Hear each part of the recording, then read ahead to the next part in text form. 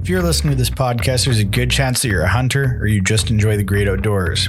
Now's the time to step up. There have been countless efforts to vilify hunters, denounce the legitimacy of the science-based wildlife management model. There's no science to this stance, and it is solely emotionally charged. We don't want to see what happened with the grizzly hunt replay itself again with the remaining large carnivores and big game species. It's a slippery slope, folks. We need to stand together. Now is the time for hunters to be united across all organizations and show our combined support. Please go to wildsheepsociety.com/act now and follow the steps. It doesn't take much time and it will help save the future of hunting. This applies to residents and non-residents alike. Please, let's use our voice and be heard. On with the show, folks.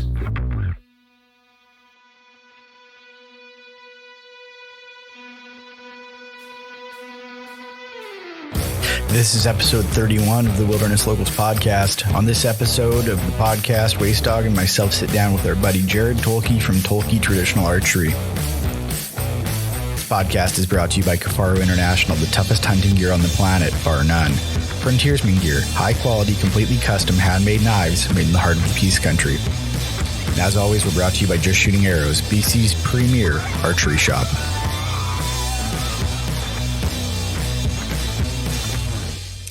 Yeah, oh, man. Yeah, I don't know. I got a COVID test today though, so that was sweet. They run that thing up your nose? Oh, yeah, they did. They did. So. Oh man. Yeah. So I know Snyder said when he's like, "Oh yeah, we all had COVID. We were down in Texas," and he's like, "We started like taking Ivamac. That's what you give horses to deworm them." Yeah. So like, funny story. I've been to like a million brandings because I'm from Alberta, and you sometimes actually accidentally get Ivamac on you all the time, and I've accidentally been shot with a shot of blackleg too. So what? I'm covered. What is that? You should be set. When you get your calves and you have to like blackleg them, and then you give them Ivamac, and then you castrate them or do whatever. Oh, somebody was running the needle gun and actually give me a shot, so I'm good for blackleg. I don't think people know, Jared. I don't think people know that Wasey's like a real cowboy. Not like a woohoo, that guy's a cowboy. Not like he's a wild man, but he's like an actual cowboy. Yeah, he can take care of the cows, huh? Well, I was telling him, I was like, yeah, I think I'm gonna buy a little pack horse, like a little pony or mule or something. He's like, yeah, we got 110 of them. I'm like, what? Oh, sheesh. Who are you? No, I wouldn't. Yeah. I wouldn't buy. Man, the thing with everybody thinks it's a great idea to go to the mountains with mules, but you're married to them. Like, you can't just we're going to bug out over the next two ridges for the next day or two and leave the horses tied to a tree. It just doesn't work like that. Yeah. I don't know. It's a pain in the ass. I've been telling Jared. And it's got to be like. Go ahead, Jared. Like one of your main hobbies. If these are mules that are worth anything, it's got to be like one of your top hobbies. Yeah. You have to be a mule. You have to be a mule skinner or a horseman if you're going to be anywhere proficient at handling those animals. I want to be like a horse boy, just part-time. I want to. Yeah. What you need is a buddy. Yeah, dude. You need a buddy down the road who has good ones. Well, I have a buddy, but he's in Alberta, so that's no use to me. Right. Well, I've been reading all these romantic 1950s settle in the West cowboy hunting outfitting guiding books, and man, they're every time I close that thing and I'm about to go to bed, I'm like, man, I gotta get some horses. That would rule. they're so romantic, right? It's these guys are talking about going and finding their four pack horses on their saddle horse. Oh man, it just sounds so cool. Yeah, it's your grandpa probably did that, Jared. Hey, quite a bit. Yeah, he had 200 head for a while there, and when my dad became an adult, he never really wanted anything to do with horses again. he was over it. Yeah, I bet. Yeah, like it's like my kids are really into it, and like I grew up I trained horses for people, trained horses for my dad, and I made money at it for quite a long time, and then it's almost like I burned out on it. Like I was just done with it, right? I just when I went to work and started having kids, I just walked away from it all. But I'm starting to go back a little bit now. Look, Wasey, train me a real low maintenance horse. Like, give me one I can drop off at like the Apple store when I'm not using it. Yeah, low maintenance horses are like a lot of money. Really? Yeah. The more bomb proof they are, the more they cost. I'll take one with like a messed up leg or something. Like I'll take one with a hitch and it's giddy up. You know what I'm saying? It's a tough life for horses, like mountain horses. I don't know. I've been in on some pretty bad experiences with horses breaking legs and stuff. It's not the best. Oh yeah. Honestly, dude. It's like load up your 8 days of mountain houses and put your pack on your back and go. Yeah. Like what my dad does. My dad's 70 years old, dude. And he's still like, he'll still do drop camps for guys. Like he'll load up a pack string of mules, like 12 mules. And he'll load up all these guys into shit and take them into sheep country and drop them off. And then he'll come out by himself because all them guys, they'll just hike out. So he'll go in, he'll go in and everybody rides a mule, right? And plus whatever everybody packs. And he'll come out leading everything by himself and sleep under spruce trees and stuff. And he's like 70 years old. And like, I was like, told him, I'm like, you're not doing this anymore. He won't. We're actually going in this summer. Yeah. We're going into the mountains for a little trip. So. Oh, that'd be cool. Cool. We did that. We talked a buddy into me and another friend talked to a friend of ours into dropping us off in the Bob Marshall a couple years ago. That was nice. We've been doing all these backpacking trips and we're like, well, how much stuff can we bring? You know, he's like, bring whatever you want. Bring a lawn chair for goodness sake. He's like, bring canned food and bring some steaks. We're like, we're not going to be used to this, man. That's amazing. Dude, one time I got a story about all this. So this is how it goes. So when there was a whole crew of us, we were going in sheep hunting and we got to our second night. So we rode for 2 days and our second night we set up camp and we had a wall tent and stuff. So we set up and we let everything graze, but we hobbled them. I don't know if people don't know what hobbled is you tie their front legs together. So they just kind of hop around and graze. And my dad tethered his saddle horse. He was the only guy that tethered his horse. That night, every mule and horse, single file, hopped all the way back to the parking lot in the trucks. So my dad had to go saddle up his horse, ride for 2 days to catch up to him and couldn't bring him all the way back in. And he tied him head to tail, the whole string. Yep. That's how much. So we all lost pretty much 3 days of sheep hunting, waiting on freaking animals. Yep. Trying to catch some horses. Yep. Dad, I'm trying to remember if he even had a horse or if he had to run to catch him. He did that one time. And I think it was 26 miles to their camp in the Bob Marshall. It was a pretty good hoof catching up with the horses and turning 30 head around and bringing them back to camp. That's wild, man. That's a bad day. Yeah. You ever listen to the old Fred Bear field notes and like they're reading them on like the podcast field notes? If Fred talks about it, they were up in the Yukon or Northern BC. I can't remember. And he talks about it like they started the trip with 30 horses. And by the end of the trip, they're down to like 15 horses because some just left, some died. Oh, no. Yeah. Oh, brutal. Yeah. And so when Ty texts me today, he's like, I need a mule. I'm like, no, you don't. No. It'd be so fun. It's like it's the best way in the mountains to get hurt. Really, eh? Oh boy. Yeah. I assumed it was a dirt bike, but you're right. Mm-hmm. Yeah. I guess they have a mind of their own, right? Yeah. Like it's good too. Like the thing with when I was growing up is my dad and everybody got broke horses, but me and my brother, we always got the young horses because my dad's wanted to train horses and there's no better place to train a horse than pointing them up a steep hill. So like, right. I hated it, right? Steady getting bucked off. Yeah. Oh man. Yeah. Grouse flushes under their feet and pretty soon you're hanging on for dear life. Yeah, I don't mind hiking, man. When you got a backpack and your food in your bag, you're just free to go. Like, you don't have to be back to look after horses or nothing. You just hike over the next ridge, keep going. Yeah. Right. Yeah, man.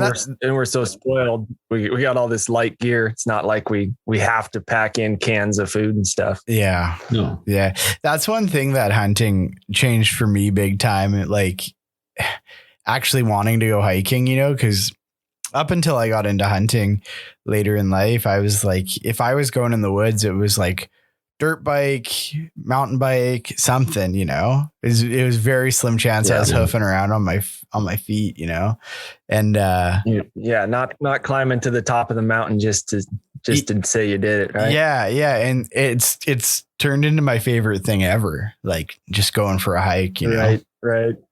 I was just poking here on the computer. I was kind of started writing a little story just for fun. I think I titled it "The Mule Deer Made Me Do It," and it's basically just about that. All the places that I've gotten to see and get to see sunrises and sunsets from the tops of peaks that I'd have never done that if it weren't for hunting, Oh yeah. That's the truth, man. I mean, some of those places you go elk hunting, like a gazillion miles into deadfall, like on the side of a mountain nobody's ever been, like even places that have never been logged and stuff like that. You're like, oh, like nobody, there's no reason for anybody to be here unless you're chasing critters, Yeah. Yeah. You always find something cool while you're back there. Yeah. Like I said, see something neat. Yeah. That's the truth. I love it, man. It's my favorite. My favorite stuff ever is just getting out exploring, I find even when seasons are closed here, I'm like, all right, let's go. Like load up one of the kids or whatever, go by myself,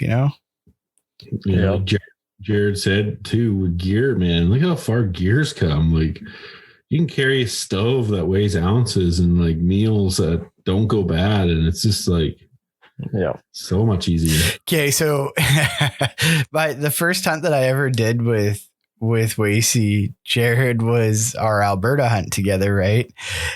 And I'm like, I don't know if you'd say hyper prepared, but I'm like prepared. And I always have good gear. And like, I've always spent good money on gear and stuff like that. And we're on this hunt, and Wasey's the kind of dude that can afford whatever he wants and buy whatever he wants and get the coolest stuff. But he like takes pride in having some crappy gear.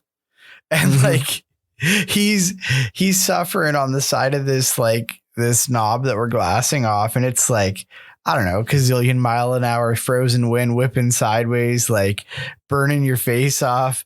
And he's like sitting on the ground shivering, and he looks over at me, and I'm in like nice puffy, and I'm in one of those, those Helinox, like I think it's called a chair zero. They're like under a pound. I'm like sitting in a chair off of the ground. He's like, what? Guess what Waste Dog owns now? The Helinox chair. I got one in the bag.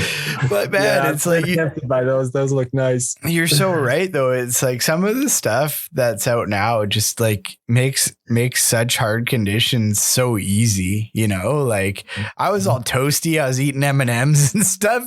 Chad and Wasey were both suffering big time. Laying on the frozen ground. I've always kind of taken pride in just kind of hunt with what you got too, right? I've never been like, I'm just not a techie gear tech guy. I'm starting, like, since I started hanging out with Ty, I'm getting more and more into it. But I love that stuff. I kind of always have just been like, well, this is what I got, so I better make it work. Yep. Same here, man. I would shred a pair of military wool pants every year jumping over blowdowns, but they were like $12 at the Armory surplus place. So I'd just grab a couple of pairs every year. Well, I mean, they're quiet though. Oh, they're good. I know I'm still back and forth. I like these high tech pants, but wool's pretty awesome. Pants are one of those things though, man. Like I've spent the big money on some of the big name pants before, And, 19 months later or 20 months later, and they have holes in the knees. You're like, I don't know if it's worth the $350 I just spent on these, Right. I don't know. I'm doing the Aaron Snyder trick and just running those Prana Zion pants like steady now. That's like my all year pant. And then I just change what I layer it with basically. Nice. And I got a wicked story about Sitka because I know everybody hates on Sitka, but like it was 2007 and me and my wife just got married, or 2008. She's going to kill me for that. I think it was 08. Maybe. Does your wife listen to this? Oh yeah. She tunes in, man. Really? My wife doesn't listen to it. And I give her heck about it. My wife calls me out on shit all the time. Really? Yeah. She's like, you don't talk enough. I'm like, I don't know. Ty's got it covered. I'm just listening. But anyway, when we got married, she bought me some Sitka, and it was the Mothwing. Like Sitka, the original pattern was ASAT, I think, and then the next pattern was Mothwing. I can't remember, but I think ASAT. I think First Light had ASAT, didn't they? Well, I thought Sitka had originally had the ASAT pattern, but I'm not sure. ASAT's wicked. Mm-hmm. But anyway, I had this Mothwing stuff. I wore it, man. I wore that stuff like 6-8 years. I wore it out. Like I just wore it, just plain wore it out. It was good gear. Yeah. And then I just put it on the shelf and I bought some more Sitka. And then I actually wore out that set. And then I just bought another new set. But anyway, my buddy's like, tell me, he's like, hey, yeah, just email Sitka. And they'll send you new gear if your stuff's wore out. Just warranted. They have a lifetime warranty. So I emailed them guys, and I sent them pictures of all the gear. And he's like, "Yeah, sure, here you go." And he said, "Go on the page, pick out whatever you want, and we'll ship it to you, and we'll cover all the duty and shipping." And within a week, I had all new freaking Sitka gear. Are you really? Is that true? Yeah, man. They're Sitka warranty. Like I was thinking about bailing, and because I've been wearing that stuff a long time, and I was like, I'm gonna try something else, But after that, like customer service and how the warranty was, I'm like, man, you guys got me. Yeah, sure. I got a bin of blown out crotched stuff that I should call them about. Yeah. I know everybody. I wonder what they say about stick. Say again. Go ahead. I know. Well, I just know how everybody hates on Sitka or whatever, but it's like their warranty is pretty bang up. No, that's neat. Yeah. So wait, so you go up into the sheep country very often? No, I haven't in a long time since I started having kids and stuff. We used to go quite a bit when I was younger, but it's been a long time. But my dad's he goes every year still, and so cool. he never missed a beat. I just got busy with kids. I got 4 kids and then working and then I like the money, like the meat in the freezer for me was like moose and elk and stuff. So I'm like, well, I need to really like put my time where it counts, right? Because sheep don't really like feed my family. So right. Yeah. And it's, it's hard when you got kids, it's hard to do those 6, 8, 10 day trips, but doing some weekend warrior stuff, 3, 4 day stuff is, wife puts up with that pretty good. Yeah. Like this goat hunt me and Ty are doing, this will be the first mountain hunt I've been on. I mean, Jesus, I don't know. I was maybe 15, 16 last time I was in the mountains. So it's been a long time. Cool. Right on. It's pretty exciting. I'm pretty excited about that hunt. Our dates changed and we had a like code red, everybody panic. And, the guys that are helping us out on that hunt in that country, they're like, calm down, dude. It's fine. It only actually worked out to, I think, 4 days later. So it's all good. Okay. Sweet. Should be cool. I'm pretty excited about it though, man. Like the whole archery goat thing seems pretty fun. Oh man. Yeah. Yeah. It'll be a good time. Yeah. Should know in about, let's see, I think it's about a month before I find out. I'm wanting a tag where we, I helped my buddy get that one with a rifle this last fall. And the whole time I'm like, oh, that one. Oh, we could kill that one with a bow. Here, take my bow. Go. Yeah. Is he not? There were some opportunities there. Is he not an archer? He has shot some stuff with bows through the years, but his dad actually owns like a gun sight company. Oh, cool. And so he likes promoting his dad's stuff, and so he had a rifle he wanted to shoot it with. So cool. But there was some archery opportunity there, so I'm hoping I pull it this year. That reminds me of something funny. So I have a couple gun builds on the go right now. And the other day I was talking to Chad, who has that whip. He stole that whip from me. Yep. But I'm chatting with him. He's like, hey, how's your rifle builds coming? I was like, I completely forgot I had rifle builds. Like that's how interested in guns I am. I called the dudes that are making the barrels and I was like, hey, do you still have my rifles? And they're like, yeah, they've been done for like four or 5 weeks now. I'm like, oh, okay, cool. I'll come get those. Like, right on. I don't know. It's just like not something I think about ever, Yeah. I used to be into rifles quite a bit, but I just kind of I got all loading equipment. I used to load all my own stuff and do load development, and I just give up on it kind of like when I started really get into archery. But I got a 270 I really want to figure out, just to kind of sheep gun kind of thing. But there you go. Yeah, the hand loading is fun. I grew up doing that, and I still do a good amount and enjoy it.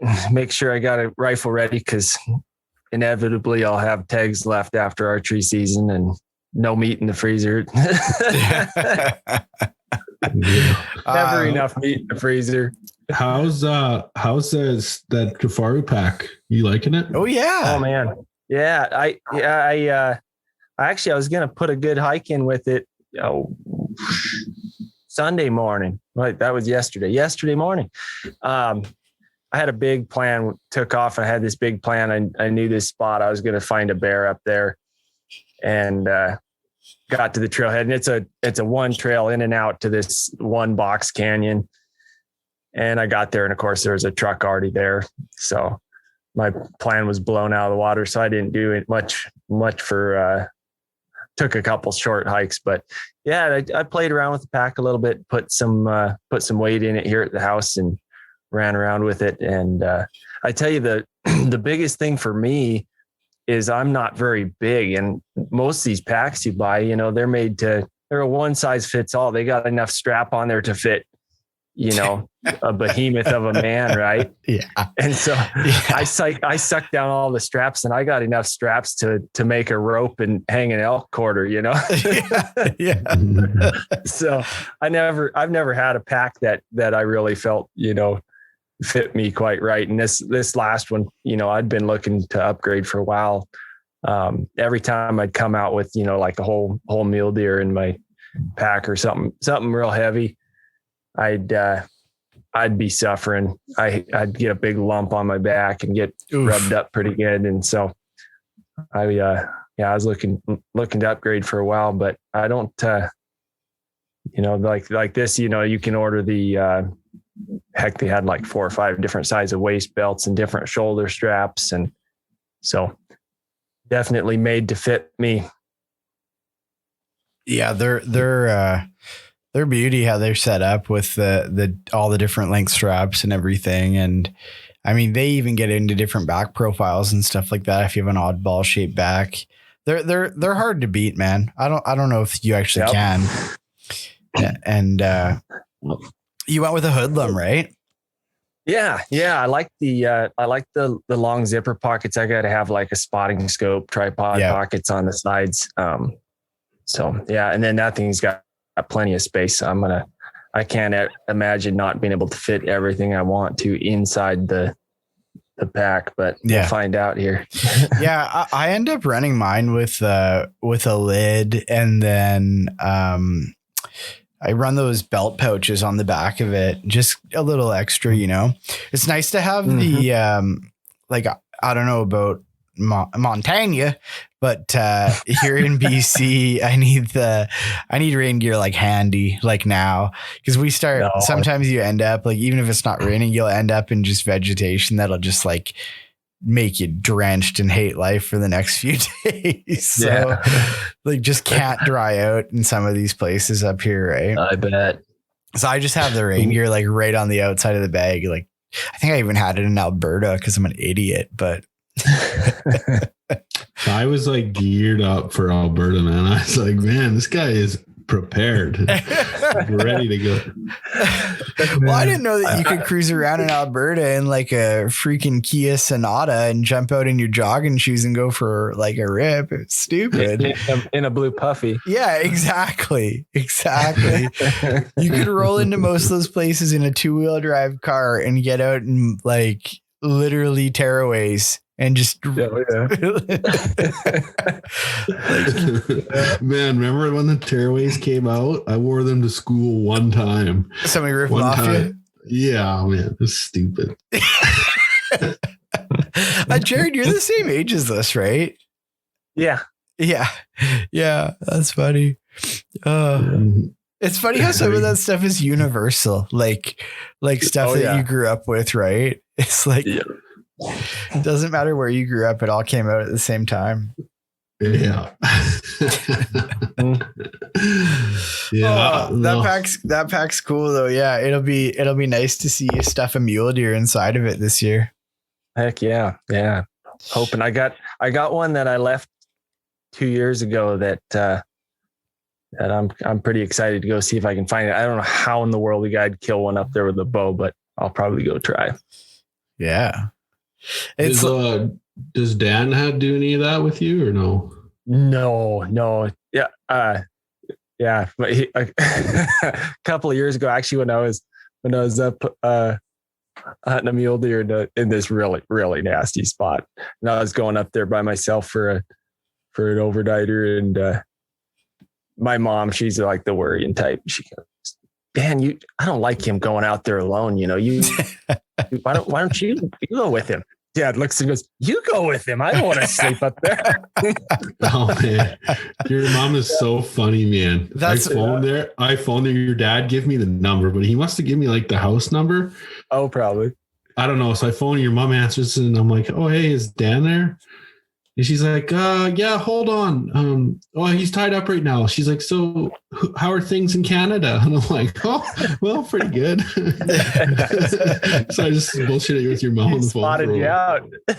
Yeah. She sussed me out. I didn't even tell her where I was from. So we must have an accent, Ty, or what? Like, I don't even know. We sound weird, I think, for sure. Yeah. Wasey's got more than Ty does. Really? Yep. Nothing like those people in Quebec, though, man. Yeah, that's to Quebec once. You cannot understand what those people are saying. No clue. Even Iron Will Bill is like, man, you guys got a real thick Canadian accent. Sometimes I wonder if we're like just it's, I don't know if it's just like slang that we use or something, because a lot of the stuff that we say up here does not compute down there, you know? Right. Ugh. Yeah. I was thinking too, like I was like, I really want to come down and try some bows and stuff. And I was like, man, I was thinking maybe me and Jared could be like a remote spot on the border and he could just like huck some bows across the line.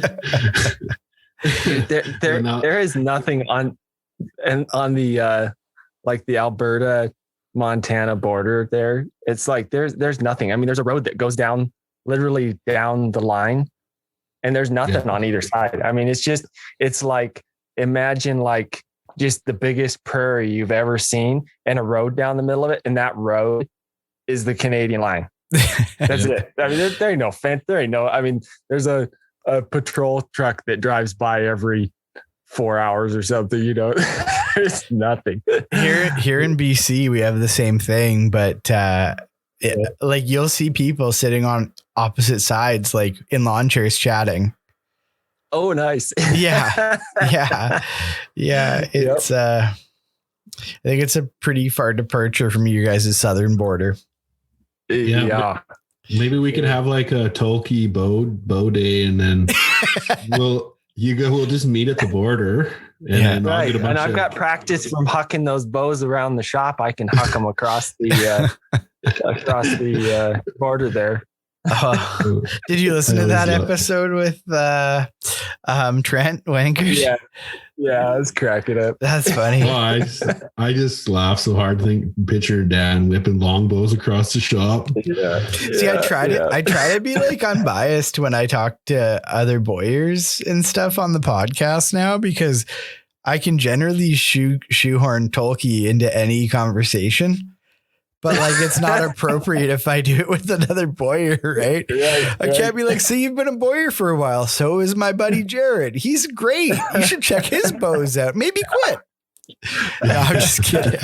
No, there's plenty of room, and it's fun to see some guys that are our age getting into it and building. It's pretty neat, and they're building some nice bows. Yeah, I tell you what, a few of these young guys like Trent getting into it, they're building better bows than a lot of the guys who've been in it for a long time. So pretty cool. Yeah. The last I heard of Trent's lead time was like 14 months or something. I was like, I'd inquired about a bow like 2 years ago, and he said on the podcast he's 24 months. Yeah, he said 24 months, and then you went plus, which that's awesome, man. Like, being a guy that's made a living taking orders and building stuff too for a long time, that's what you want to see. You want to see a guy have a giant book of business, you know? I mean, like you guys too, right? Yep. It's cool. Has business been staying steady through all this? You know, it did. And then this year we basically have taken little over double the orders we can produce ever since January. So we're like into August probably now. Oh, wow. Yeah. We were staying pretty caught up until mid-January, and then it cut loose. But it'll slow down July through fall. It kind of slows down, and we get quite a few done in there. So we usually get our lead time shortened back up by December. I like the guys that phone in August and are wondering if they can have their bow for September. Yeah. Well, that's like right now you and I are talking about a bow for me, Jared, and I'm like, yeah, no panic, because I won't have time to learn how to shoot it between now and hunting season. Like, so it's no rush. Like, I'll hunt with it next year. You're gonna pick it up and shoot one arrow through it, and you're like, yep, it's going goat hunting. Compound staying home. Oh, dude. Yeah. Well, I don't have another wood bow right now either, is the thing. I know. The problem. I do that. I tell you, it's funny. Back in the day when we weren't totally swamped, we'd have some guys call and be like that, and we'd be like, well, you want to do it? You want to see if we can get this guy a bow in 2 weeks? Yeah, sure. So we burned some out a few times back then, but now I wouldn't do that for a guy just because I'd be putting his order in front of 150 other guys. So I'd feel bad about that. Yeah, no kidding. Yeah. I got a buddy that actually the guy that turned me on to you guys. His name's James. He's from Washington. He's got a lot of your bows, man. I think he's probably got five bows maybe or something that you've built him. Okay. Yeah. The guy's he's a dedicated Toelke man, that guy. Yeah. Awesome. Cool. Yep. Yeah. I think the record holder has got 17 from us now. Do you guys make 17 different bows? Are they all different lengths? What's the deal? Poundage? No, different. Yeah, different poundage, different few different models. How can you shoot that many bows? And now he's getting up. Well, I don't know if he's still got them all, but that's how many he's ordered from us through the years. It's like a thing, man. You just fall in love with the wood bow. It's just you just have this, like, you want to, like, when we were interviewing Wangard there, I was like, man, I wanted to get my hands on a Palmer, and I wasn't trying to be disrespectful to him. It's just that I love wood bow. I love all wood bows. I just want to try them all. For sure. So, yeah. I don't know. It's just like the way my brain works though, man. Like I can like dial into one bow, one arrow, and like get it rocking and get real consistent, and that's it. Like, yep. And then 12 months later, you'll be bored and ordering another one. Yeah. And like that being said though, like I move through bows pretty quick. Like, yeah, I mean, I don't think I'll move through stick bows like I do with compounds, because with compounds you just sight it back in and you're fine. With the stick bow, it's like you change point weight or something, and it's like I'm right screwed up. Like I screwed like I'm running 225 in the front of my arrow right now, but it's mostly insert weight, so I didn't have to change broadheads between my compound and my stick bow because I was shooting iron wills anyways. Yeah, that's a way to do it. Yeah. So it's like all of my my insert and my collar and my broadhead all add up, right? But I threw a 125 in the front of it, and it changed my point on, and I was like, okay, I'm screwed. Can't hit anything. Yeah. Like I think guys that want to have backup bows, and this was a big downfall for me, is like you can't have like two different bows and two different arrow setups. You want to have like you don't have to have the same bow, but you want to have pretty much the same speed, same arrow length, and same weight. Because as soon as you start changing weight and all that, and you change your speed, man, your point on changes, and it throws you for a loop. Like it takes me a solid week or better to get my eyes freaking dialed back in or whatever. Yeah. Well, right now I'm shooting like those super recurve limbs that are super fast. Like when I go back to a wood bow here, it's going to be a big change. Like all my gaps are going to be different. Mm-hmm. Yeah. I got a freaking space bow right now though. Thing looks, might as well be a compound. You got Uka limbs on that? Yeah. That's sweet. Yeah, cool. How's your Chinook feeling there, Jared? I'm shooting it really good. Really liking it. Yeah. I really like the draw curve, of the recurve. Recurve, it picks up more, you got more tension in the bottom, and then it smoothens out on top. And I've got customers that totally prefer one or the other, and I get along with both. But really like the draw curve of that recurve, real smooth on top. Really can feel my shot on the top there, and the performance is sweet. That's probably the fastest bow we build. Been enjoying that and stretching it out a little further and having fun in the backyard at least. Yeah, man. That's awesome. Yeah, I'm a big dude to be rocking a Chinook, or a 60-inch bow. That Chinook takes it pretty good. Yeah. You're not feeling the stack yet on top, are you? No, man. There's no stack with your guys' bows at all. Yeah, I don't find. Yeah, you're getting close to it, but you shouldn't be. It's a pretty defined point on that Chinook. It's just it opens, and then there's a stopping point, but it's a bit over 31. So, like if you watch a video from the side of me shooting a Chinook with a 31-inch draw, them limbs open. Yeah, well, that's the cool thing about the Chinook. It's a working tip recurve. So as you start to hit 28, and then especially if you're pushing it back to a 60-inch back to 31, those tips start to lay out flat. It's pretty sweet. Yeah. But I want to get my hands on some different bows too, but one day. Yep, for sure. Yeah, I still don't. You've been go ahead, Jared. I was just gonna ask, Wasey, you've been shooting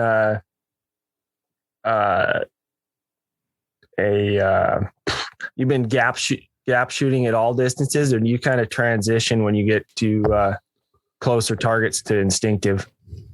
Yeah, man, when I started, I just taught myself, and I didn't know really what I was doing, but how it's ended up in the end here is I'm 0 to 20 is pretty just gripping and ripping instinctively. Yep. And then as soon as I hit even out to 25, but as soon as I hit 30, I start really Like I'm not closing one eye and aiming, but I split vision, kind of reference the arrow point all the way out to, like I was shooting to 80 the other night, and I just the same, like I kind of know where the arrow's going to be.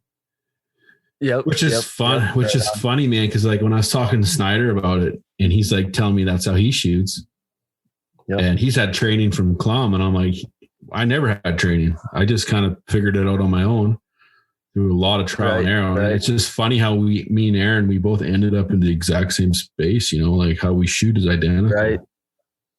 Right. Yeah. And I mean, if you want that like 40-yard point on, that 20 and in stuff is that point's so far down there. You're better off just hanging on to that spot and gripping and ripping. But that's kind of what I do. And then 25, I'm definitely referencing the arrow and a little bit my my leather strike plate, is probably an inch tall or something. And I'll kind of reference that. That's kind of the top of that's kind of my 30 yard mark. And then point on's 40. Yeah. I'm pretty much like 40 and in for hunting situations. Yep. Yeah. And then on a moose, I shot a bull moose one time at 56, or 52. And I didn't range him, and I'm like, man, he looks around 45 and was a good shot. But like, I generally speaking do not, like I like to try and be 40 and in is kind of money, right? Yep, for sure. Yeah. And then when you're gap shooting, boy, I tell you the biggest thing that's helped me with that is when you anchor up and find your gap and set it. And then as you're bringing that tension on, transfer to focusing on the spot. You gotta set that gap, looking at your point, but then you definitely got to be focusing on that spot when you pull through and break that shot. Mm-hmm. I found too with a 60-inch bow, it's a lot more agile, and there's like a lot of things happening. Like I cannot have a bad bow grip, or I cannot pluck string because that bow is just so like, it is so touchy. It's not a real long distance shooter for a guy with my draw. I found like, I think, and that's, that's one thing I'd say, if a guy's talking absolute best accuracy, I will turn him on to that SS recurve. It's got a lot more rigid limb, and then it's 4 inches longer. Definitely gives a guy a little more forgiveness, get some of that string angle out of there. And it's small, but it's there. Yeah. No, so that's my shooting style. I don't know, Ty, how do you kind of chucking out there? I just try to hit the target, basically.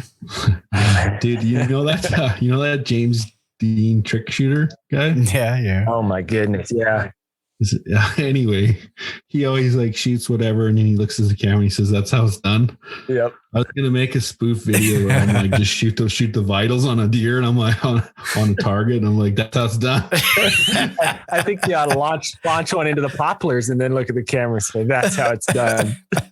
Because that's the extent of my trick shooting right there.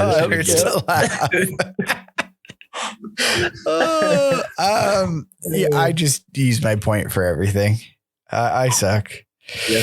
No, I'm shooting a long arrow out of this bow right now, actually. So my point on is very, very close. It's like, I think it worked out to 28 yards on that setup. Oh yeah. Yeah. But, so I'm like, I have my arrow in the sight picture, almost always right now. And, I'm like got my eye right on top of the arrow now, thanks to some help with Wasey. So I'm always using my point and basically gap shooting from the start, and it's going good. It's going really good, actually. But it's cool. There was that guy. What was that name? Trevor. Was it Trevor Thompson, the Navy SEAL guy? Yeah, Trevor. I was kind of mentioned to you today. He was doing the same thing. He had a little bit of a hiccup, and he messaged me and he's like, man, my arrows are hitting left and I'm grouping left all the time. Yeah.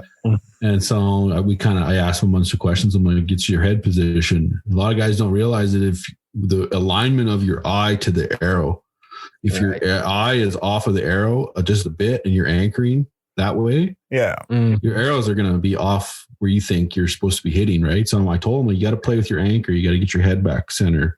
And as soon as he did that, he was smoking the target. A lot of guys don't realize that with your head position to that arrow, right? Yeah, I changed my brace height, which I guess in turn changed my string angle a bit or whatever. Then I was way out. I was like, wait, I'm hitting 3 inches left. Like, sending you photos of like perfect groups, like 3 inches left of where I was aiming. You're like, move your head, idiot. Like, you're this Chinook. So I finally like sat down and like tuned some really nice arrows to it, and the knock height is the lowest I've ever had on any bow. Oh, really? And that to me just tells me that my tiller is correct for 3 under at that draw length. And because normally like most bows I've ever had, I'm always having to run my knock height a little bit higher to kind of correct. You can tell like your tiller maybe not totally correct, and so you're running a little higher with yours. It's just down right where it needs to be, man. It works out really good. So I was like, damn, right on. Nice work by Jared on that one. There's a couple things about our building process that helps with the tiller a lot. And not only, tiller is 2 things. You got, you can make a bow measure correctly. So, like on a 300 bow, both limbs measure and balance correctly, but that doesn't mean that when you let go of the string, that they're going to close at the same time. If a guy has to mess around a lot with a bow balancing that tiller, you can end up with a bow that measures right, but still one limb can advance ahead of the other one. And one of the things in our pressing process and building our blocks really helps in that. Yeah, no, like your guys' craftsmanship is next level. Appreciate it, man. I'm a Toelke man. When did you hear they're going to start drilling their risers for elevated rests? I don't know if he would. Dan would probably freak out. Yeah, I think. Oh man, I hate drilling holes in bows, man. That's awful. Wait till I start posting photos of the bow that you're building me, Jared. Yep. No, it's trouble. I know. You should make me sign like an NDA before you ship it. Right. Just be like, you talk about it, but don't show anybody. No pictures. Have you like, you just don't want to shoot off the shelf tie or what? I don't know, man. I just like, I've shot a handful of recurves off the shelf, and I'm shooting this bow that I have right now really, really, really well, but the bow doesn't speak to me. Like, I don't think the bow's cool. Like, it's like buying a Mazda Miata because it's good on fuel, It's like, it's just, it's not cool. It's not cool. Like, I don't want anybody to ever take a photo of me like leaning against this thing in the woods. Like, yep, there's Ty, and show it to my kids like 40 years later. They'll be like, what is that ugly bow? That thing is an abortion. Like, that thing is terrible. But if I have like a cool wood bow, then it'll look cool too. Right. Then you'll be wanting to take pictures of it. Yeah, exactly. That's what I'm saying. Post on the internet, wreck everything, and a big hole in the bow and elevated screw rest would not help that. Yeah. Well, I mean, it's pretty it's pretty like stealth. Like, people wouldn't notice. Yeah. I actually just really like I really like a springy rest. They're really nice, but yeah, that's good. I have to admit, of all the bows I've owned and everything I've shot, I've never ever shot a rest off of a stick bow ever. You know what I was actually thinking about doing just to mess with you, AC, was like bolting up like a ham ski and putting like a spot hog sight and putting a peep in my stick bow on that, because it's all drilled and everything for it on that. I think you got to be the first guy to put a drop away rest in it. That's what I'm saying. Yeah. Dude, I should actually do that. You know what I'm going to do? I'm going to do that, and I'm just going to start posting it on Instagram and like tagging like all the hardcore trad guys. Yeah. I was going to say, you've made it when you get as much hate mail as Snyder does. Oh, buddy, people would lose it because I would tag them in it though too. I would be like traditional bow hunters only on Instagram. Yeah, you know? Some of the Instagram shit that you see for like bow tuning is fucking brutal, man. Yeah. Is that there was a guy, Ty sent me the post. What did he do? He like he left his bow at full draw for 24 hours. Yeah. So the string would settle into the grooves or something. Yeah. I'm like, how good is that for your limbs to leave them loaded for? That does nothing for your string. Your string has more tension on it at brace than it does at full draw. Yeah. Yeah, no, it was weird. It was weird. I actually don't even remember who that was, thankfully. But yeah, this is the kind of stuff you stumble across. Man. You know what? The thing that really, what really grinds my gears is on Instagram. You see a lot of dudes that are like giving a lot of archery advice that like can't hit the broadside of a barn and don't kill nothing.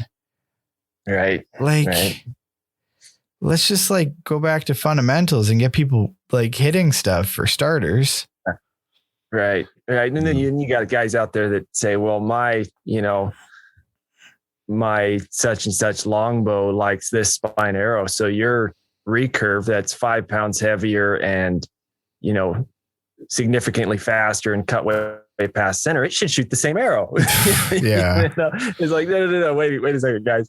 Just because they're both in the 50, 55 pound range doesn't mean that this guy's going to shoot the same arrow as you. Yeah. And we get some customers call up. Oh my goodness. My 40 pound bow will not, a 40 pound longbow will just, I cannot get it to tune with these 250s. We sold you those.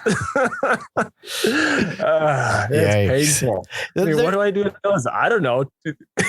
Is trad gang still a thing? Yeah. Get rid of them. Yeah, man. What's isn't there an arrow brand too where the arrows are labeled like 250, 350, 450, but that's not the actual spine of the arrow that you're buying? What's amazing is that quite a few of the carbon arrows are not the spine they say.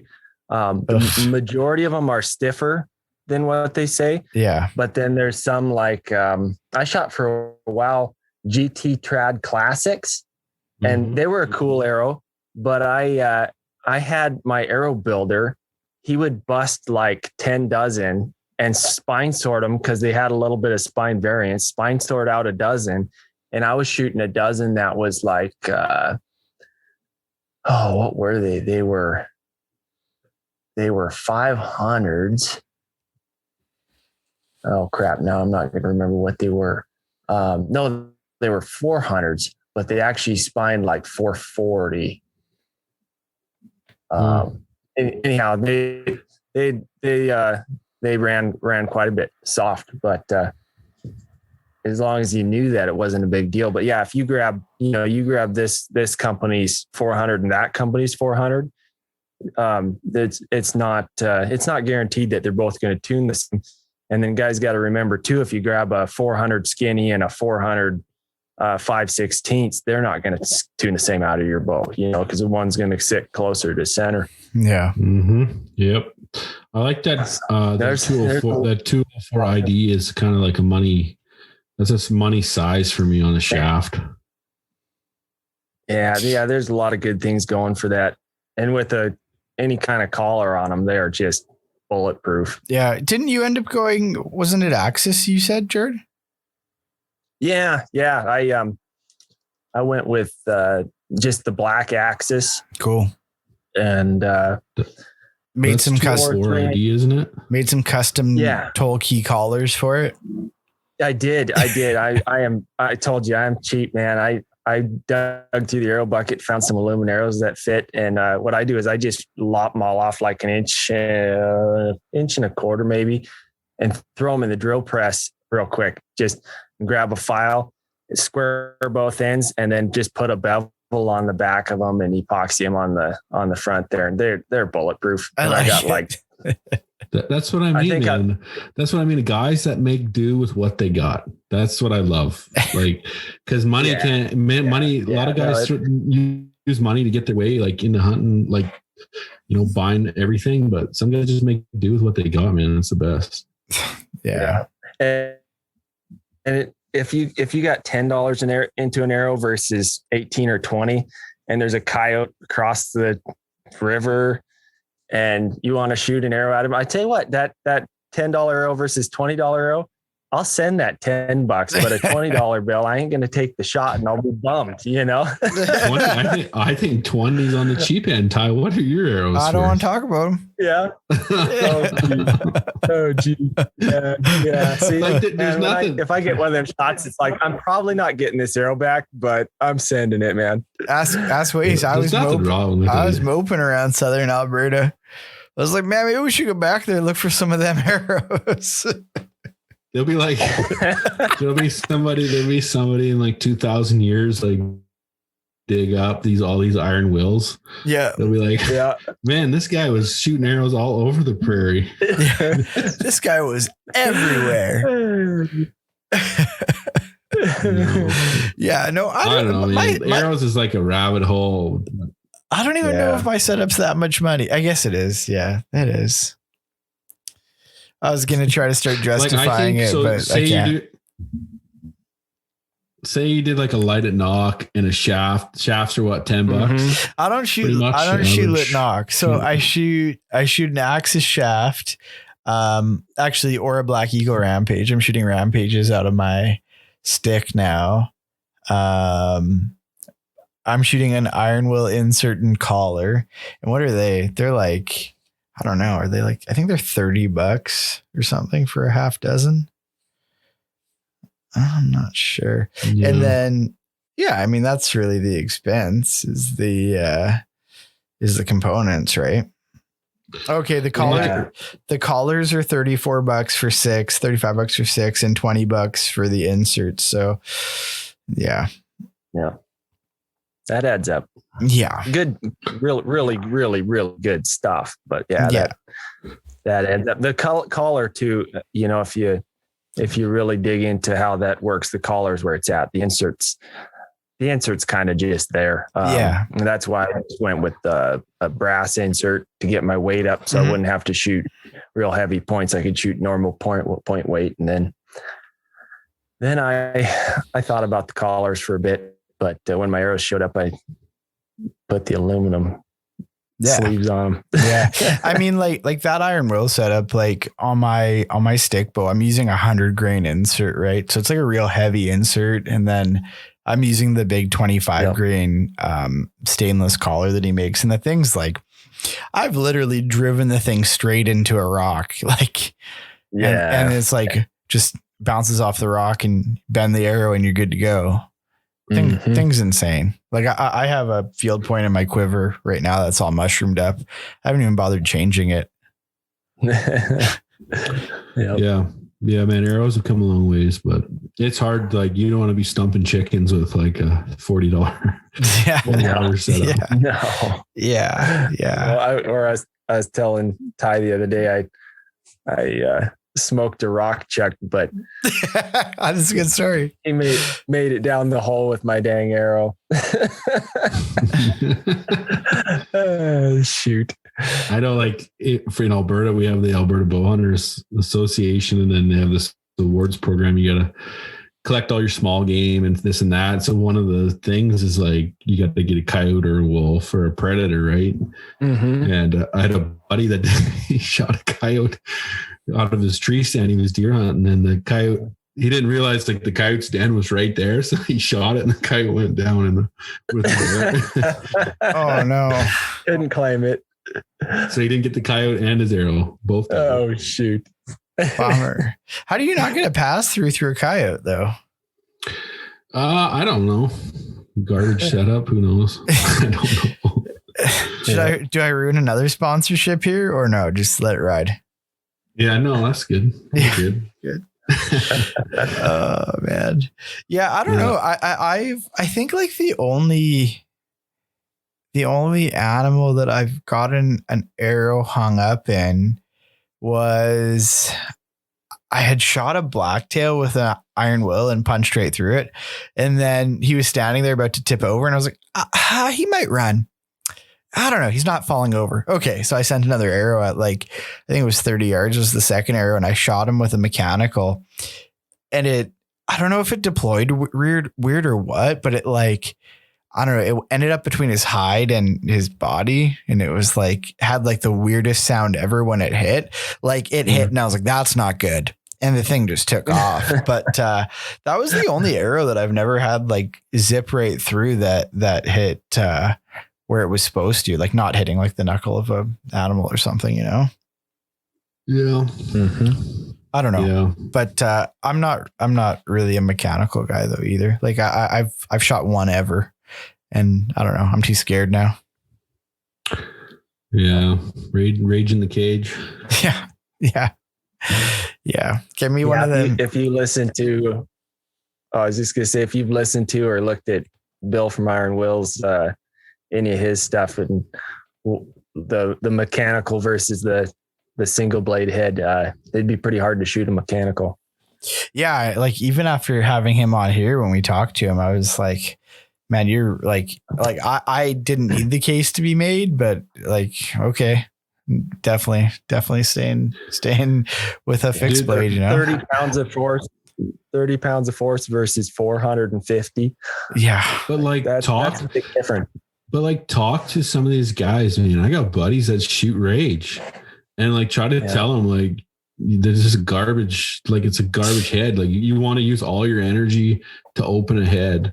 Like, yeah, they work, I guess, but I'm just like, them guys are loyal, man. Like they're loyal. Like rage guys are loyal to rage. Yeah. Like, that's their head. I guess one of the man, you see the ads. I was just gonna say, you see the ads for that stuff, and these people are shooting 80-pound compounds into whitetail, and the arrow goes smack, and it gets about 8 inches of penetration, and you're like, that's not good. Yeah, why is this an advertisement? That's not how it's supposed to happen. Go ahead. I was just gonna say, I think Bill is making waves, and not only Bill, like other good fixed blade companies coming out. Yeah. Because like I seen a thing on a hunting show the other day and they were talking about how rage, you know, they shoot bull moose with them and like they did this big advertisement. So I think it's like fixed blades are making waves. I mean, it's always been a thing, right? You either shoot fixed or you shoot. Yeah. I tell you though, getting the compound guys going on the fixed, that was a big deal. And I think Bill had a lot to do with that. Yeah. I hadn't seen that until recently. What I was going to say is just like, we work so hard for our stinking opportunities in the mountains, you know, like I can't imagine like spending days and days and days for that chance and then shooting something with something that you're not, I mean, for me anyways, not 100% confident in, right? It's like shooting a bullet you haven't had the best luck with or something. I don't know. Just, I just can't justify it, you know? Yeah, it's just everything, man. It's like, yeah, you work hard for it, time away from family, your fuel, your everything, man. Like it all comes down to that moment, you know? So yeah. What do you weigh your odds on? I don't know. I know what I put my odds on. Yeah. Yeah. I don't know. For me too, hunting season is so valuable, you know, like that time, like for me, when I'm like working my way down the schedule and like, I'm like, okay, if I cross this off, then I don't do this hunt. If I cross this off, then I do this instead, you know? And like as I work through it and like, I have to remember to be present, but at the same time, I'm like, I want more opportunity and I want more opportunity by being successful at this one. And like, I don't want to spend days looking for animals and stuff. Mm-hmm. Some of the most successful guys I know are just relentless. Like they're just relentless. They'll just walk and walk. Like they just give it 150% all the time. They never just stop. They go right till the buzzer every time. That's how I've killed everything, man. Is not with skill, just by being stupid, just walking and walking and not quitting, like being stubborn, you know? I mean, look at when we were in Alberta that last day, I relocated the same deer like 4 times. I was like, I'm killing one of you. And you're like, dude, I got to go to work. I'm like, dude, I got to kill one of these things. This year, I should host Jared. No, freaking border's closed. I don't know if you can. Let me look it up while Jared was just asking if we're going this year. I'll look it up while you guys chat. I think we're going the same time as Lender, like with Primitive. So cool. I think we're gonna be there like October 13th or something. And hey Ty, it's gonna be cold as balls. It's gonna suck. Yeah. It could be. It can go both ways that time of year. Yeah, no, it'll be good. We're gonna go in there and hopefully. I told Ty I really want to hit it hard this year and come out of there with a couple Dannies if we can. Yeah, that's got to be so entertaining. I mean, you'd like to kill one, but at least you're seeing bucks and going on stalks every day. Yeah. Me and Ty seen a deer that one night. Remember Ty? Like it was like 5 minutes of legal light left, and he was standing out there with that doe. Remember I hoofed it? Yeah. Ty's like, drop me off. But like, he's like 200 something inch deer. We never did pick that. We never did pick that deer up again. No, we never saw him again. Remember he crossed right in front of me at like 60 yards. And, I was like, that was the biggest deer ever. Like that was insane. But that's just like, just to get to see that. Wow. Yeah. Well, it's like, everybody's like, oh, it's a prairie. Well, you have a deer that's like 210 inch. And he just vanished. Yeah. Like we couldn't, like the next day, man, we spent how many hours, Ty, on glass? 10 probably. And like hitting every basin within freaking 5 square miles of where we seen him. Yeah. And we could not pick that deer up again. Like he was like, wow. He was there. We just couldn't pick him up, man. I don't know. Yeah.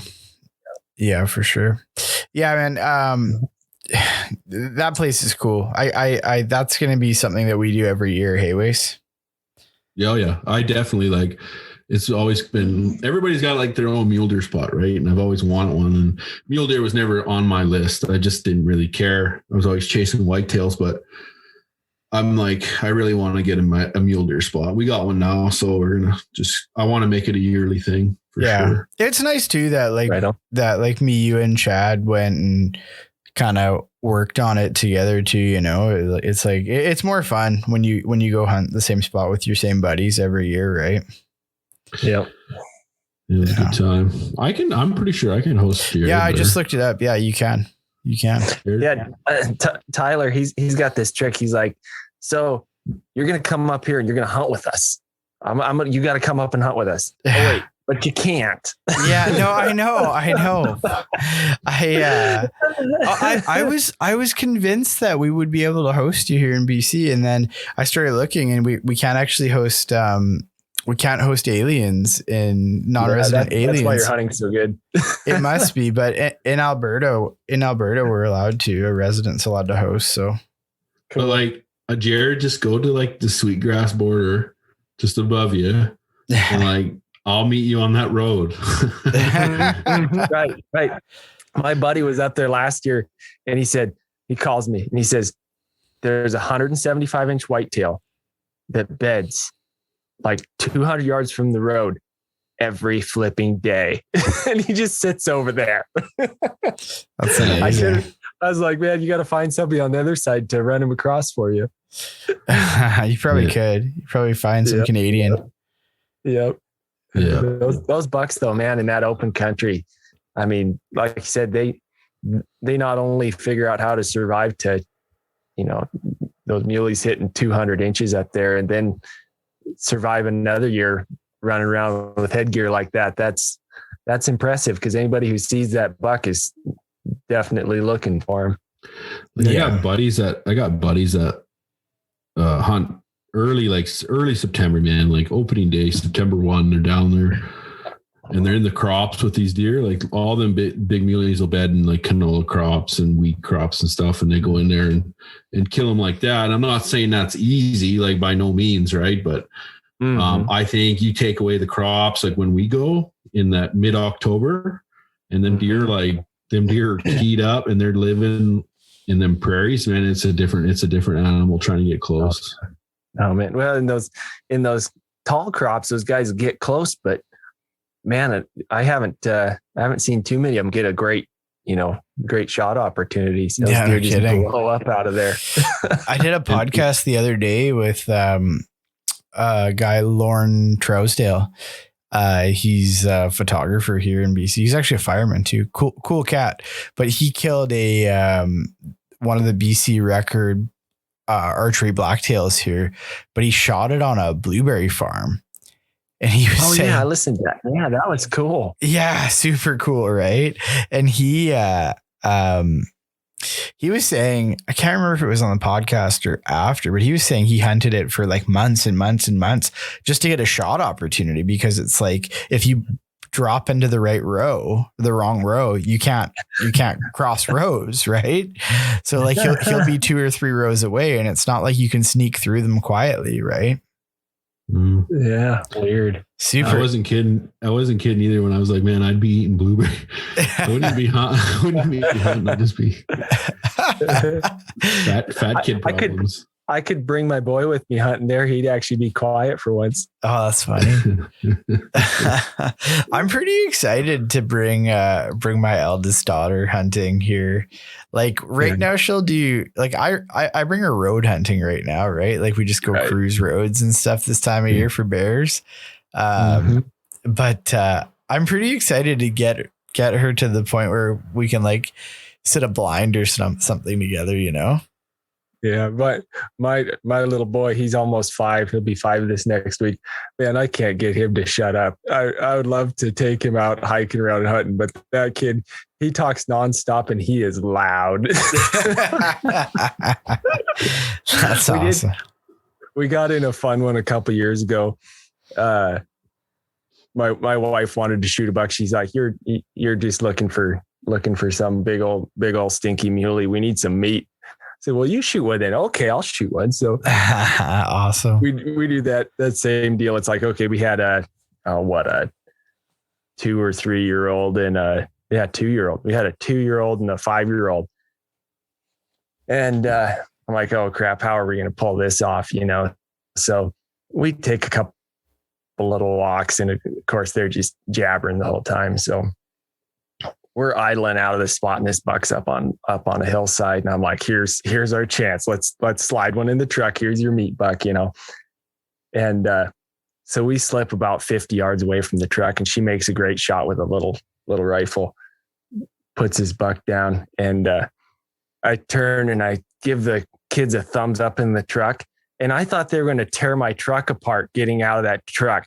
They were screaming and yelling and clawing and trying to get out of their car seats. Man, they were so jacked. It was fun. My little guy, he runs up there, gets up that buck, and he just digs his fingers into the hide and just grins, man. He was like, this is awesome. That's so awesome. I think you have photos on your personal Instagram of it, right? Oh yeah, I should. Yeah, I'll send you. I got some pretty good ones. That's awesome. When he first got up to that buck, it was something else. So I really want to get him out and get him on some hunts. Yeah, that's good. That's good. Your kids are into it, man. Yeah, for sure. My daughter, I took her this year. Yeah. She was 12 this year, so I got her. She did her hunter safety, and I went and bought her a youth 243, and we practiced with it. We went out, and I had like an old deer. He went in and scored real good, but he was 150 maybe class. Oh yeah. And a whitetail? A whitetail, yeah. Really? Oh geez. And he was it was a little bit far. It was about 200. And I said, just put it on him. Cause I was running her about at 200 yards. I sighted her gun in about an inch and a half high or whatever it was. I said, just put it on him. And she put it on him and then she took it off. She put it on him and then she took it off. He wasn't going anywhere. He was just out there feeding in this field. And I'm like, well, okay. I'm like, if you don't feel comfortable, don't shoot. She's like, oh, I don't feel very comfortable. And I'm like, well, let's see if he gets closer. And I had like a field scrape set up that was kind of pulling bucks in, and bucks would come in and scrape about 80 yards from the blind. And he came to it, but it was just after legal light, and we never got a shot. So then after that, it was kind of it never worked out. But I kind of feel bad. I hope she didn't lose interest in hunting. Like, you know, I was hoping her to get something, right? So yeah, at least she got in on that excitement, you know, got that blood pumping. Yeah. Just 150-inch buck, no big deal. Alberta is different, God, right? Yeah. Alberta is just a different place. Like, yeah, like we are very committed to the letting them go, letting them grow mentality. Yeah, that's pretty cool. Like, I will hang my tag on a Christmas tree every year if I cannot kill an older deer. Yep. Yeah. You know, most of the whitetail down here, they don't get to see 150 inches. Not on public land. Most of them don't anyway. I don't know what you call it, 6-point. Yeah, I shot a 6-point whitetail last year. He was not 150. Yep. Oh man. I remember my dad was with me when I shot a 180-inch deer when 2018 or something. Oh man. And my dad was with me and he's like, man, he ain't that good. I'm like, Dad, that's a big deer. He's like, I think there's better here. I'm like, yeah, I think there maybe could be, but I'm like, that we're like sitting there discussing this. I'm like, Dad, that's a pretty good deer. He's like, well, shoot it then if you think it's that good. And I'm like, okay. So I shot it. So like, it's like very Alberta's very focused on, well, I shouldn't say we all are, but a lot of the guys I know are very geared towards age structure on deer. I mean, there's some guys and that's neat if they're around, you know. I mean, you know, I'm all about that, man. Lengthen your season out and hunt a little harder. I hate shooting a deer on opening day, man. That's like the worst. Killing one early and then your season's over. Yeah. I don't know. Not me. Not in PC. I'm trying to kill stuff as fast as possible in season. I'm trying to work through it. I like it. Last year I was trying to kill a blacktail, a mule deer, and a whitetail in one season, and I had them all. I had the muley dead, I had the whitetail dead, and I had the blacktail dead to rice with my stick, and I shot over its back. And, yeah, it was annoying. Yep. No, see, I generally last year I had a couple other deer tags, but generally I have one deer tag. Yeah, you were saying that before. That's wild. Yeah, so I got my one buck tag. So, and I got forever to use it. I got, you know, a month and a half of bow season, a month and a half of general season. And then there are some late seasons. I don't take advantage of them usually, but anyhow, so yeah, shooting a buck, it's kind of like, well, now what am I going to do? You know, especially I don't get too thrilled about hunting elk once the rut's over. So I do like hunting those mule deer all the way to the end of season and through the rut though. So yeah, it's always hard for me I'll see a pretty decent buck with my bow, and it's just hard for me to get excited about going after him because I'm like, man, I want to hunt the whole season, you know? Yeah. Yeah. I mean, post rut, I find post rut for muley really fun too, though, you know? I bet. Yeah. Yeah. Oh, I got to ask you, your mule deer spot. Yeah. I'm not going to ask you anything too important here, but how far do your mule deer in your spot go from winter to summer? 40 to 60 miles. Dude, that's awesome. So we've got such a different groups of mule deer over here where I'm at. And it's probably because it's not like their historical grounds, right? But yeah, around me, I could probably point out like 6 or 8 different populations of mule deer around me that I've messed with and hunted. And, you know, a lot of them, it's like in the summertime, they're at the tops of these ridges, and at the wintertime, they're at the bottom, and it might be 6 miles. Oh yeah. And I know a lot of deer that I've hunted, where they're at in October is where they'll drop their antlers in January. Oh, wild. Yeah. And it might be 6,000 or 7,000 feet. And they move, they might have been a little higher in a little different spot, you know, in August, but they'll settle into those spots sometime, you know, around the rut. Mm-hmm. And they'll just stay there. And then there might be, I mean, there's probably still 4 or 5 feet of snow up there now. And they might drop down now. I don't know, but they seem to still be up there when they drop their antlers. So pretty interesting. And like I said, in all the different groups around me, all do a little different thing, you know, where they might migrate, you know, down a ridge a ways, you know, and be maybe 7,000 or 8,000 in the summertime and down to maybe 4,000 feet elevation in the harsher winter. But all the groups, every one of them around me, I feel like does a very different thing, but none of them do that big migration like they do in a lot of the areas, you know, they talk about the Wyoming and Colorado mule deer and stuff. And it also, I don't feel like our populations, they don't mix. So we got very distinct genetics. You know, I mean, I can go really pretty close areas. I mean, drive, you know, 40 minutes or something and be in a very different genetic group. Yeah. Different deer, pool. You know? Yeah. Yeah. Yeah. I mean, like the spot that I hunt, I think that is a pretty extreme migration. That being said, there's a lot of cool studies that you can look up the telemetry data from those collared migration studies. Have you ever looked at that stuff? It's super cool.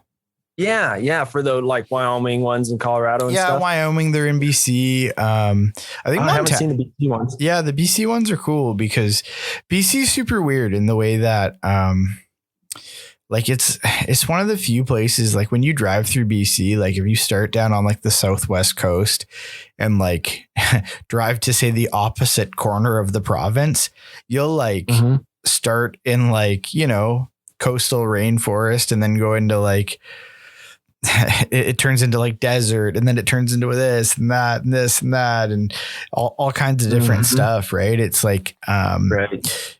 So there's all these different populations of deer and they all look different. And they all act different. Like, even though they're all just mule deer, you know, it's pretty, it's pretty cool. It's very much like Montana.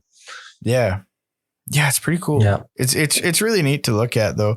But yeah, I don't know, kind of what you're describing, like with some of those sort of local herds of mule deer. I mean, there's a few places around here that I hunt that are like that too, where I don't think the deer actually ever move off. I think they summer, winter, and everything in between in the same spot. I mean, like my blacktail spots are like that. Like I get deer on camera all year in those places. Right. Which is, I mean, it's a little different where I am too. Like you and Wace still both have weather. Yeah. Right. Yeah. I had 2 inches of snow this morning. Yeah. I think that like a lot of the fronts that we get, you guys get too, because I just had 2 inches of snow the day before that. So did you? Yep. I had to run to the store. I had to run to the store and buy sunscreen for my kids today. So, well, I got a sunburn the day before that. And I was sweating. So yeah, exactly. It just changes fast this time of year. But, does Montana's have any Ty's got me saying that now. When we were down south muley hunting, he's always like, "We're gonna eat at Montana's tonight or what?" And I'm like, but anyway, does Montana's have any moose hunting here? Yeah, it's probably kind of a once in a lifetime draw, you know. I mean, most of the areas, the odds are pretty low. And then the populations have really dropped in the last 15 years. So odds of pulling a tag are pretty slim. Same with our goat and sheep. Those are our big, you can't apply again within 7 years of drawing. And even then, I mean, the odds of pulling any of them twice are pretty slim. My dad's been putting in for sheep for 40 years. He still hasn't got a sheep tag. That's tough. That sucks. Yeah. So I should get you up. You know, it'd be kind of cool, man, to get your old man up one year to come out and bull moose in the general season. Oh man. Yeah. That'd be fun. He gets excited, but he doesn't show it. It's fun to get him. I called him in a bull elk a couple of years ago, and man, I thought the bull was smoked. I called this bull in and put it right in his lap, and I should have killed the bull after the bull started moving off, and I didn't get an arrow on him. Anyhow, I walk up there and I'm like, "What happened?" And he's trying to tell me the story, and he's got an arrow on the rest. And the arrow's just bouncing. Dung, dung, dung, dung, dung. It was awesome. Yeah, man. No, I know. I'm kind of like really been into moose the last handful of years because I'm kind of worried that they're going to take the general season away from us. So I'm just trying to kill as many big bulls as I can on a general tag. And then that's got to be so fun. Once it switches to draw for everything, I'm not saying it would, but it's kind of like, you know, it's kind of like, well, you know, it's all over. Yeah. And elk will always in my mind will always be there for a general tag. Right.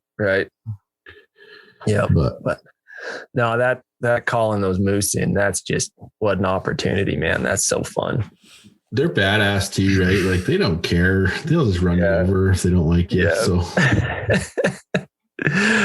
yeah, no, it's good. But so moose is because like it seems like the lower 48, man, like just moose hunting in general, it just seems like it's a once in a lifetime tag for everybody. I don't know if there's any states that have a real liberal season. No. Yeah.